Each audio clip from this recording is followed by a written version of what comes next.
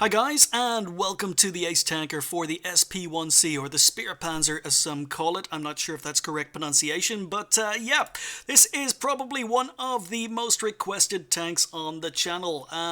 Every time I put up a scout video, or a video featuring a scout, someone in comments asks me to feature this tank on the channel, and I finally got around to doing it because not very many people have sent me in replays in the SP1C, and it's been a while before I got around to actually playing this tank myself, but I finally did it. I finally decided to buy the Speerpanzer, I finally decided to start playing it, and I was expecting to absolutely hate this tank because the tank is very underpowered compared to most of the tier 7 light tanks. It's almost got the same engine power or lack of engine power and speed, lack of mobility of the AMX 1375. So, you know, when it comes to mobility, it's a very immobile scout, but it also has absolutely no armor. It's only got 10 millimeters of armor all round. That's on the hull. It's only got 10 millimeters of hull or turret armor all round, and it's only got 15 millimeters of frontal turret armor. That's including the gun mantlet. So it's got absolutely no armor, and it weighs about 8 tons. In real life and in the game, it only weighs about 8 tons. So it's an incredibly light, poorly armored tank with poor speed, acceleration and mobility.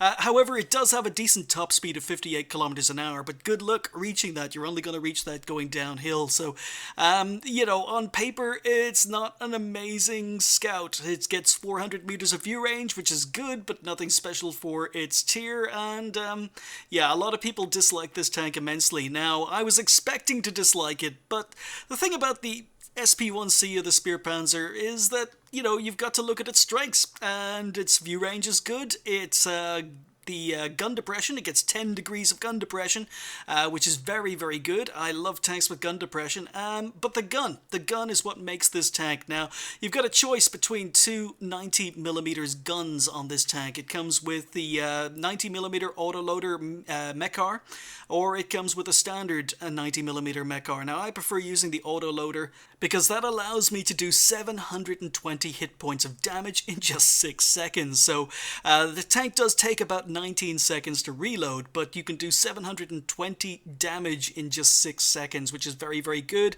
Hang out, reload, and then do it again. So this tank is capable of doing a lot of damage. It also has very good penetration of 180 compared to 170 on the LTTB that featured on the channel earlier, and it gets alpha damage of 240, again compared to the 180 on the LTTB from earlier. So this gun, I use the autoloader, but the 90mm is very strong. So, you know, it's got gun depression, and it's got a very good gun, which can allow you to build up the damage quite well. The aim time and the accuracy isn't too bad on the tank either. Now, in real life, or historically speaking, the SP1C was a prototype, although there were multiple prototypes built with featuring different guns, different turrets, and even though there aren't exact numbers, there still are quite a few of these tanks still in existence today, even though it was considered a prototype. It was the concept for the SP1C came about in 1955, although it was 1961 before the actual first tank was built, or the first prototype was built, but so that means it's a post-World War II tank, and it was a cross, again reflected in-game maybe. This was a tank that was a cross between a reconnaissance tank, or a scout, and a tank destroyer. So this was designed to work alongside reconnaissance tanks and give them anti-tank capabilities. So a lot of reconnaissance tanks didn't have large guns, had guns that had trouble penetrating enemy tanks if they were spotted. As a result, this was the concept drawn up. So it was a reconnaissance tank that would operate alongside other reconnaissance tanks, but also act as a tank destroyer with this 90mm gun. Now, eventually the project was scrapped down to the fact that the tank was just too light. It only came in at depending on the turret and depending on the gun, it came in at between 6 tons and 8 tons, and it just had absolutely no armor. So the project never got further than prototype. But as I said, multiple prototypes were built, and tank museums around the world still feature these tanks. So I have no idea how many were built in the first place, but I do know the first prototype appeared on the scene in 1961. Anyway, yeah, very interesting little tank, and I expected to hate it because a lot of people hate this tank. But truth be told, I didn't. Yeah, you can see the acceleration is very, very poor. We're doing 40 kilometers an hour, but you know, we're struggling. We're struggling. This is not a steep hill, but we're struggling to accelerate past 44 kilometers an hour because we're going uphill, even though it's a very, very slight rise. So compared to other Tier 7 scouts, this, as long as it doesn't get to offload its gun, it just doesn't compare with them in speed and mobility stakes. But we were advancing, we're going downhill, and now you can see we're doing our full 58 kilometers an hour. So I've pushed down. I'm planning to go down into these bushes, and this is the problem. So I pushed down into these bushes, and yes, I was spotted. And there we go. This is the issue, and a reason a lot of people hate the SP1C. It's because it just does not have the speed to get into position early. That was an old man reaction shot. In fact, that shot wasn't as bad as it looked. That's probably just a replay, but we put another shot into the MT25, and a terrible shot. And T49 appears, hits the, or misses me, someone else is shooting, and I've got to get out of here. And look how slow! Oh, wow, somehow our 10 millimeters of armor just bounced at T69.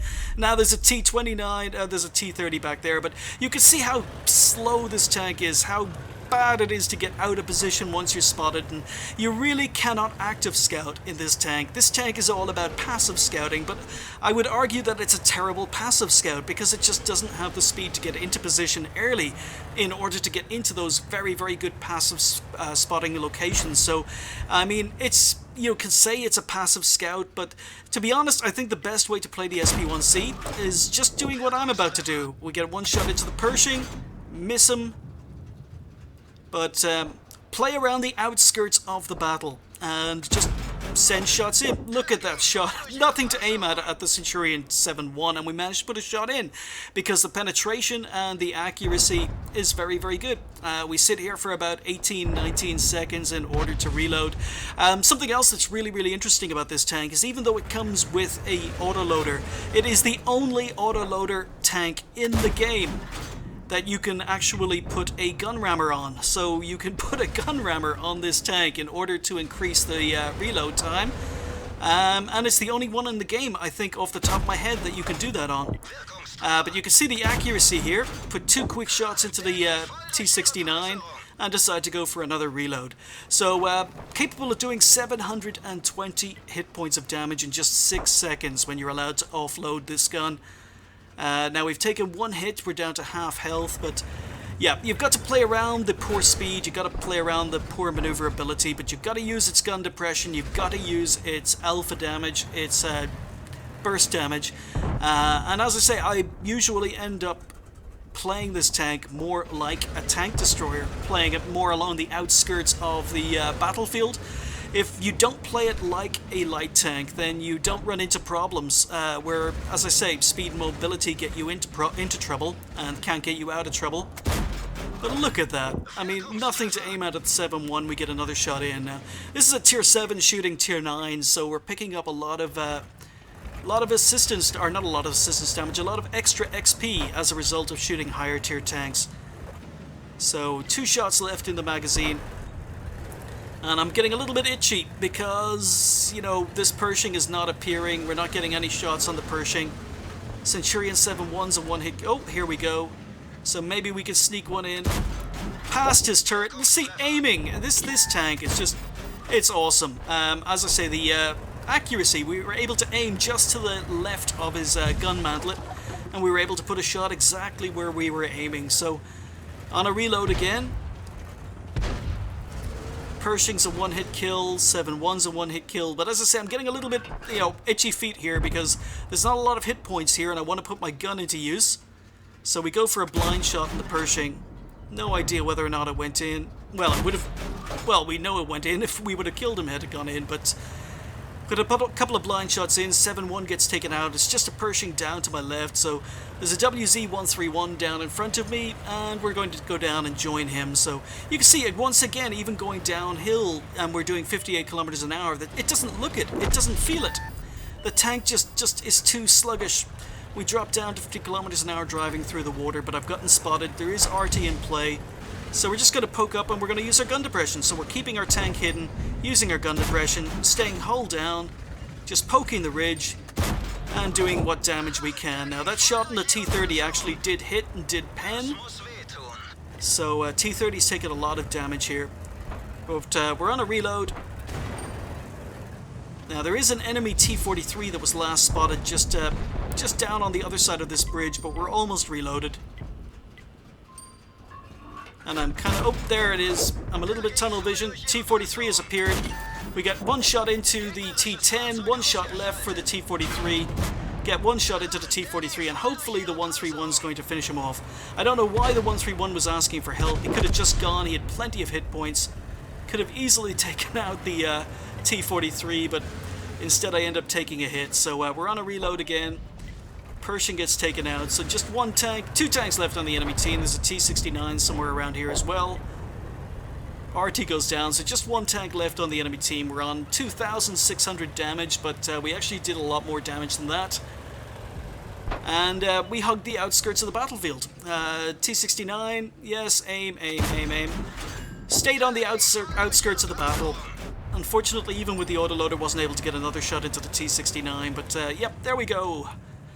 So, first ace tanker in probably one of the most underpowered and disliked Tier 7 light tanks in the game. Now, having said that, once you embrace the SP1C as to what it is, like it was in real life, it's a cross between a reconnaissance tank and a tank destroyer. Once you embrace that fact and realize that you're not going to be as competitive against other light tanks because you don't have the acceleration, you don't have the maneuverability, you know, you're going to struggle playing this thing as an active scout. Most other scouts can do the active job better than you can. You're going to struggle doing the passive acting or scouting job because the tank is just too slow to get into very, very good passive spotting positions.